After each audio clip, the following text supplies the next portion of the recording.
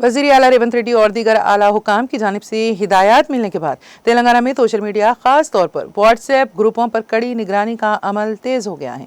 ज़राए के मुताबिक हुकूमत जानना चाहती है कि आवाम हुकूमत और उसकी कारकर्दगी के बारे में क्या सोचते हैं, हुकूमत के खिलाफ कौन, क्या और कहां पोस्ट कर रहा है।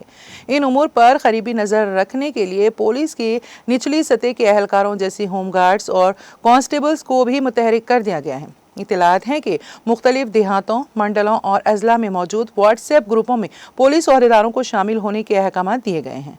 मुकामी पुलिस स्टेशनों के कांस्टेबल्स और इंटेलिजेंस व टास्क फोर्स के अहदेदारान इन ग्रुप्स में शामिल होकर फील्ड की मालूमात फौरी तौर पर आला हुकाम तक पहुंचा रहे हैं। कई मुकामात पर पुलिस देहातियों से पूछ रही है कि उनके गांव में कितने व्हाट्सएप ग्रुप हैं, किन किन मौजूआत पर हैं, जैसे ज़ात पात, मजहब, सियासत, नौजवान, दावत, तफरी, ख़ानदान के नाम वगैरह, और उन ग्रुपों के एडमिन्स कौन हैं। साथ ही पुलिस दरख्वास्त कर रही है कि उन्हें भी इन ग्रुप्स में शामिल किया जाए। तेलंगाना के 12,848 देहातों के साथ अगर मुल्हक़ा बस्तियों को भी शामिल किया जाए तो ये तादाद 13,000 से ज़ायद हो जाती है।